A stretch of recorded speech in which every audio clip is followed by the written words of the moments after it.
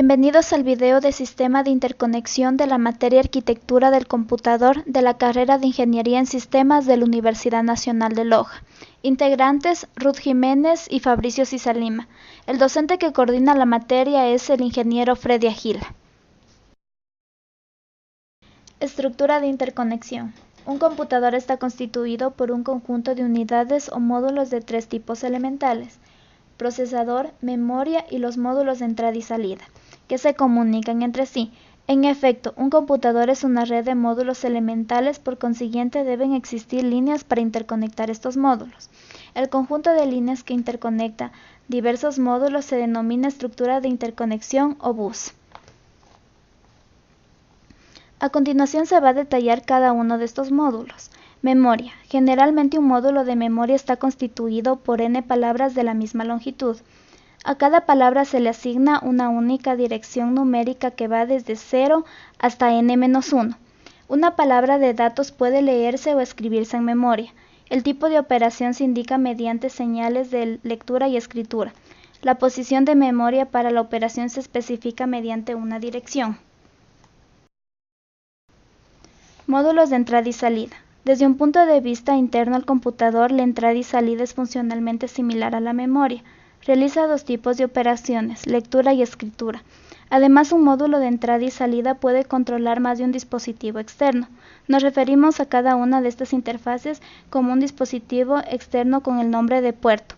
Un módulo de entrada y salida puede enviar señales de interrupción al procesador. El procesador lee instrucciones y datos, escribe datos una vez los ha procesado y utiliza ciertas señales para controlar el funcionamiento del sistema.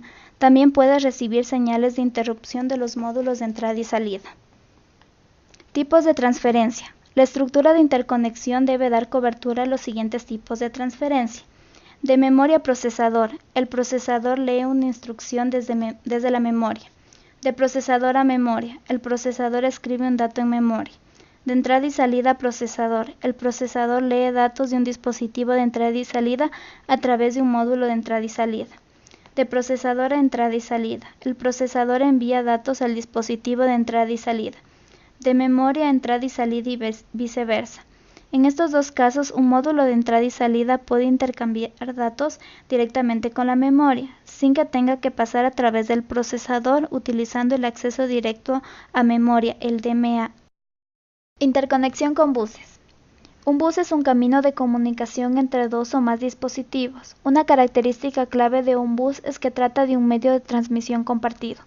Usualmente un bus está constituido por varios caminos de comunicación o líneas. Cada línea es capaz de transmitir señales binarias representadas por 1 y por 0. Se puede utilizar varias líneas del bus para transmitir dígitos binarios simultáneamente en paralelo. Por ejemplo, un dato de 8 bits puede transmitirse mediante 8 líneas del bus. Los computadores poseen diferentes tipos de buses que proporcionan comunicación entre sus componentes a distintos niveles de la jerarquía del sistema. El bus que conecta los componentes principales del computador que son el CPU, los módulos de entrada y salida, la memoria, se denomina bus del sistema. La estructura de interconexión más común dentro de un computador está basada en el uso de uno o más buses de sistema. Estructura del bus. Un bus de sistema está constituido usualmente entre 50 y 100 líneas. A cada línea se le asigna un significado a una función particular. Aunque existen diseños de buses muy diversos, en todos ellos las líneas se pueden clasificar en tres grupos funcionales: líneas de control, líneas de dirección y líneas de datos. Además, puede existir líneas de alimentación para suministrar energía a los módulos conectados al bus. Líneas de un bus. Líneas de datos. Las líneas de datos proporcionan un camino para transmitir datos entre los módulos del sistema. El conjunto constituido por estas líneas se denomina bus de datos. El bus de datos puede incluir entre 32 y cientos de líneas, cuyo valor se conoce como anchura del bus de datos. Puesto que cada línea solo puede transmitir un bit cada vez, el número de líneas determina cuántos bits se puede transferir al mismo tiempo. La anchura del bus es un factor clave a la hora de determinar las prestaciones del conjunto del sistema. Por ejemplo, si el bus de datos tiene una anchura de 8 bits y las instrucciones son de 16 bits, entonces el procesador debe acceder al módulo de memoria 2 veces para cada ciclo de instrucción. Líneas de dirección. Las líneas de dirección se utilizan para designar la fuente o el destino del dato situado en el bus de datos. Por ejemplo, si el procesador desea leer una palabra de 8, 16 o 32 bits de datos de memoria, sitúa la dirección de la palabra deseada en las líneas de dirección. Claramente, la anchura del bus de dirección determina la máxima capacidad de memoria posible en el sistema. Líneas de control se utilizan para controlar el acceso y el uso de las líneas de datos y de dirección. Puesto que la línea de datos y de dirección son compartidas por los componentes, debe existir una forma de controlar su uso.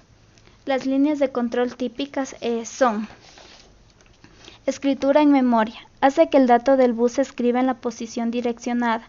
Lectura de memoria, hace que el dato de la posición direccionada se sitúe en el bus. Escritura de entrada y salida, hace que el dato del bus se transfiera a través del puerto de entrada y salida direccionado. Lectura de entrada y salida, hace que el dato del puerto de entrada y salida direccionado se sitúe en el bus. Transferencia reconocida, indica que el dato se ha aceptado o se ha situado en el bus. Petición del bus, indica que un módulo necesita disponer del bus. Cesión del bus, indica que se accede el control del bus a un módulo que lo había solicitado.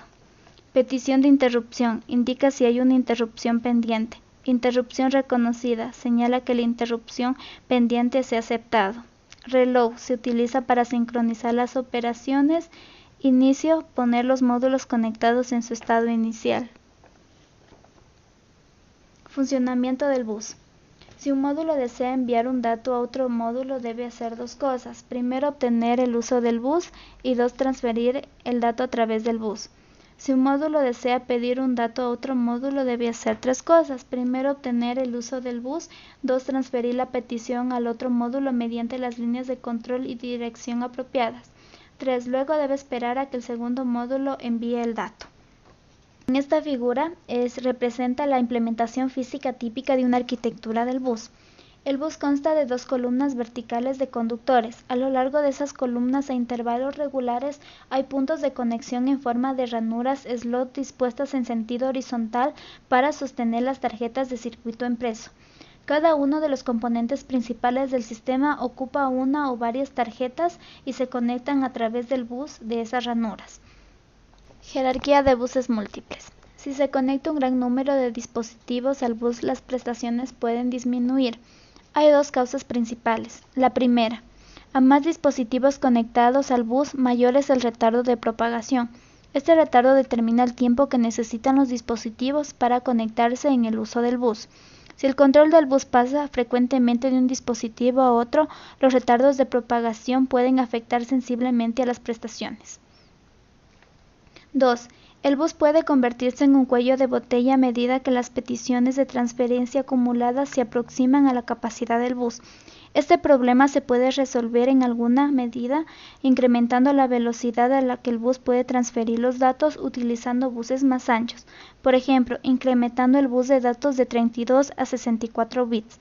Sin embargo, la velocidad de transferencia que necesitan los dispositivos conectados al bus, por ejemplo controladores gráficos y de video, interfaces de red, están incrementándose rápidamente. Es un hecho que el bus único está destinado a dejar de utilizarse. Por consiguiente, la mayoría de computadores utilizan varios buses organizados jerárquicamente. Arquitectura del bus tradicional. En esta arquitectura hay un bus local que conecta el procesador con la memoria caché y el que pueden conectarse también uno o más dispositivos locales. El controlador de la caché no solo la conecta con el bus local, sino también con el bus del sistema que contiene los módulos de la memoria principal. Es posible conectar controladores directamente con el bus del sistema. Una solución más eficiente consiste en utilizar uno o más buses de expansión. La interfaz del bus de expansión regula la transferencia de datos entre el bus del sistema, los controladores conectados en el bus de expansión. Esta disposición permite conectar al bus una amplia variedad de dispositivos de entrada y salida y al mismo tiempo aislar el tráfico de información entre la memoria y el procesador. Arquitectura de altas prestaciones. En esta arquitectura hay un bus local que conecta al procesador y a un controlador de caché que a su vez está conectado al bus del sistema que soporta la memoria principal. El controlador de la caché está integrado junto con un adaptador o dispositivo de acoplo que permite la conexión con el bus de alta velocidad. Este bus permite la conexión a LAN de alta velocidad, controladores de estación de trabajo específico para aplicaciones gráficas y de video, y también controladores de interfaz para buses de periféricos tales como el SC, SI y firewalls. Este último bus de alta velocidad es diseñado específicamente para conectar dispositivos de entrada y salida de alta capacidad. Los dispositivos de menor velocidad pueden conectarse al bus de expansión, que utiliza una interfaz para adaptar el tráfico entre el bus de expansión y el bus de alta velocidad. La ventaja de esta organización es que el bus de alta velocidad acerca al procesador los dispositivos que exigen prestaciones elevadas y al mismo tiempo es independiente del procesador. Elementos de un bus. Los elementos de un bus son tipo de bus, método de arbitraje, temporización, anchura del bus y tipo de transferencia. Las líneas de un bus se clasifican en dedicado y multiplexado. Dedicado usa líneas separadas para datos y direcciones. La ventaja es que existe menos disputa por el acceso al bus. La desventaja es que se incrementa el tamaño y precio. Multiplexado usa las mismas líneas para datos y direcciones. La ventaja es que usa menos líneas y reduce el tamaño y el precio. Y la desventaja es que se complica la circuitería y se reduce la velocidad del computador. Método de arbitraje. En todos los sistemas exceptuando los más simples, más de un método puede necesitar el control del bus. Por ejemplo, un módulo de entrada y salida puede necesitar leer o escribir directamente en memoria sin enviar el dato al procesador, puesto que en un instante dado solo una unidad puede transmitir a través del bus. Es por esto que se requiere algún método de arbitraje. Los diversos métodos se pueden clasificar en centralizados y distribuidos. En un esquema centralizado, un único dispositivo hardware denominado controlador del bus o árbitro es responsable de asignar tiempos en el bus. El dispositivo puede estar en un módulo separado o ser parte del procesador. En un método distribuido, no existe un controlador central. En su lugar, cada módulo dispone de lógica para controlar el acceso y los módulos actúan conjuntamente para compartir el bus. En ambos métodos de arbitraje, el propósito es designar un dispositivo, el procesador o un módulo de entrada y salida como maestro del bus. El maestro podría entonces iniciar una transferencia de datos, lectura o escritura con otro dispositivo que actúa como esclavo en este intercambio correcto. Temporización. Tenemos dos tipos de temporización, asíncrona y síncrona. En la temporización síncrona, la presencia de un evento en el bus está determinada por un reloj. Una ventaja es la facilidad de implementación y de pruebas. Una desventaja es la velocidad del reloj se adecua al más lento. Por ejemplo, tenemos el bus PSI. En temporización asíncrona, la presencia de un evento en el bus es consecuencia y depende de que se produzca un evento previo. Una ventaja es la mejora del rendimiento cuando hay dispositivos lentos y rápidos. Una desventaja es que es muy difícil de implementar. Por ejemplo, tenemos el Futurebus, que es una interfaz de bus de datos. La anchura del bus. Un bus es un canal por el que fluye mucha información. Entre más ancho sea el bus, mayor información puede fluir por el canal. Así como, por ejemplo, una autopista ancha puede conducir más vehículos que una más angosta. La anchura del bus de dirección. Cuanto más ancho es el bus de direcciones, mayor es el rango de posiciones a las que se puede hacer referencia. La anchura del bus de datos. Cuanto más ancho es el bus de datos, mayor es el número de bits que se transmiten a la vez. La anchura del bus de datos afecta la prestación del sistema, pero en cambio la anchura del bus de direcciones afecta la capacidad del sistema. Tipos de transferencia. Tenemos 5 tipos de transferencia, los cuales son lectura, escritura, lectura, modificación, escritura, lectura después de escritura y de bloque. En lectura se realiza de esclavo-maestro, escritura de maestro-esclavo, lectura, modificación, escritura, la lectura y la escritura es en la misma dirección, lectura después de escritura, la escritura y la lectura en la misma dirección. De bloque, la transferencia de bloques de datos a diferentes direcciones. Bus PSI. Por sus siglas, interconexión de componente periférico. Es un bus muy popular de ancho de banda elevado, independiente del procesador. Proporciona mejores prestaciones para los subsistemas de entrada y salida de alta velocidad. Asimismo, proporciona un conjunto de funciones de uso general.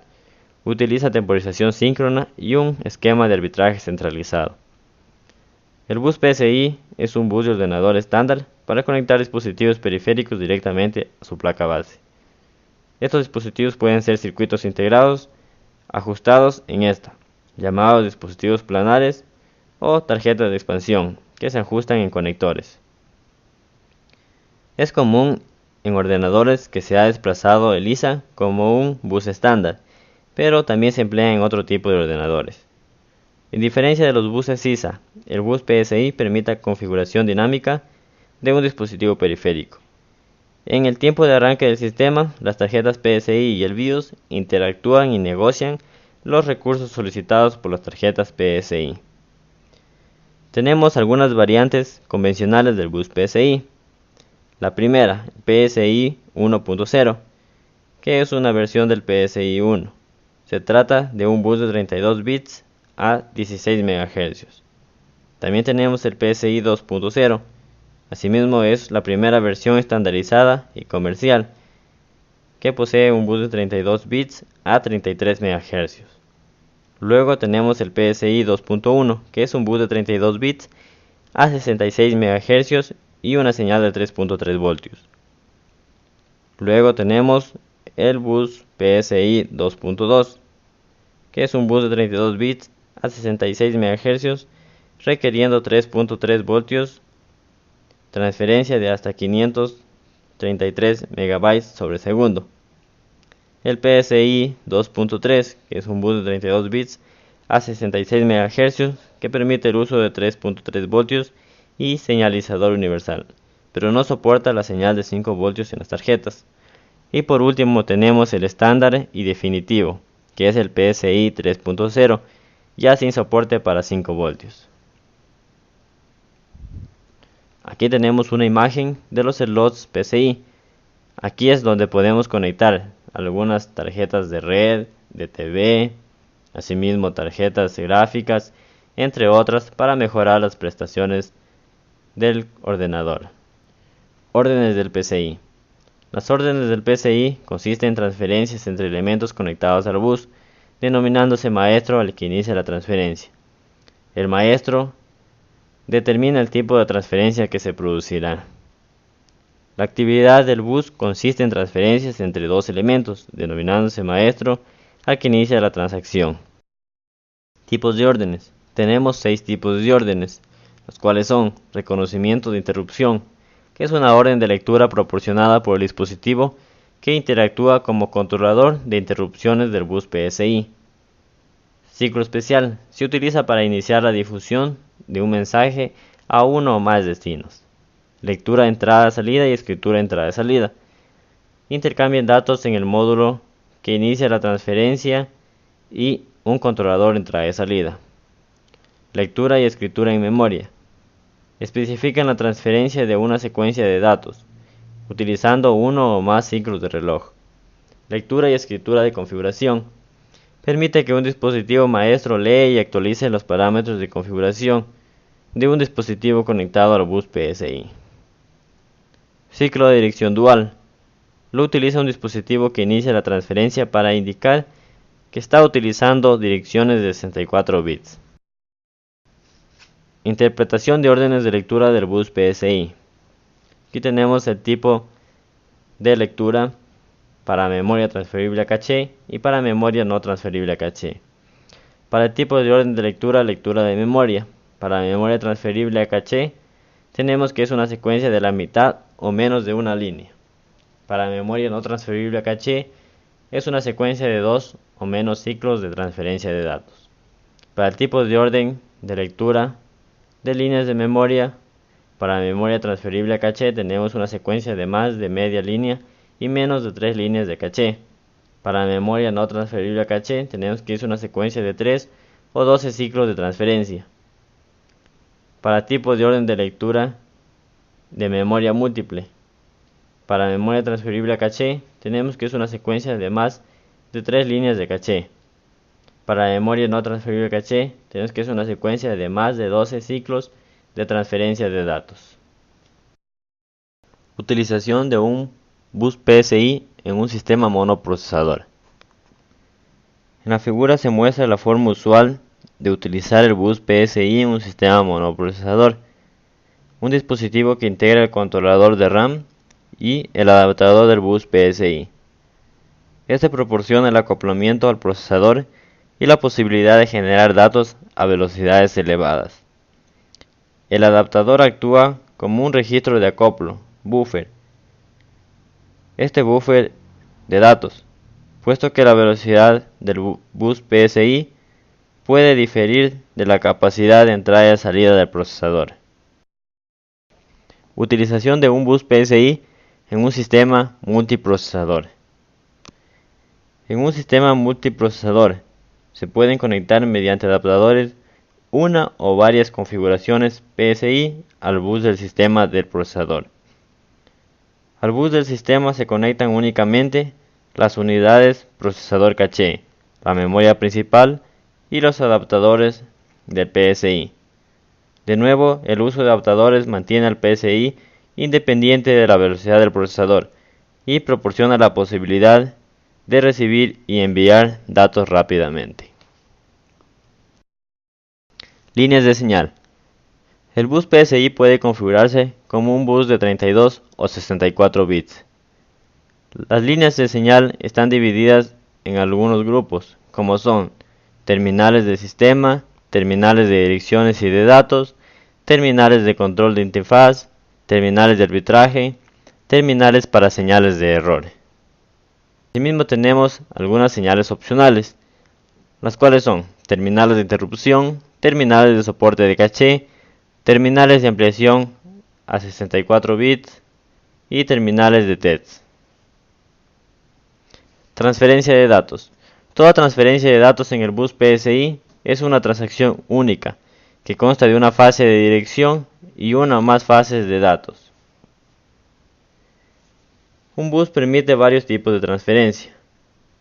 Todos los buses permiten transferencia tanto de lectura como de escritura. Arbitraje. En el esquema de arbitraje centralizado síncrono, cada maestro tiene una única señal de petición REQ y una sesión GNT. Se utiliza un simple intercambio de las señales de petición y sesión para permitir el acceso al bus. El arbitraje se produce al mismo tiempo que el maestro del bus actual está realizando una transferencia de datos. Varios dispositivos pueden controlar y solicitar el bus, por ejemplo el CPU y el controlador de MA. En el arbitraje centralizado, un único dispositivo controla el acceso al bus y gestiona todas las peticiones, por ejemplo el PSI y el VME. En el arbitraje distribuido, no hay control central del bus. Todos los dispositivos contienen lógica de control de acceso al bus, por ejemplo el bus SCSI, el bus CAN, por sus siglas Control Area Network. El uso de las líneas de arbitraje independientes permite aprovechar mejor el ancho de banda del bus. Conclusiones. Las computadoras poseen diferentes tipos de buses que proporcionan comunicación entre sus componentes a diferentes niveles dentro de la jerarquía del sistema. La arquitectura del bus tradicional es razonablemente eficiente, pero muestra su debilidad a medida que los dispositivos de entrada y salida tienen cada vez mejores y mayores prestaciones. El bus PCI proporciona mejores prestaciones para los subsistemas de entrada y salida de alta velocidad. Asimismo, el bus PCI puede configurarse como un bus de 32 o 64 bits.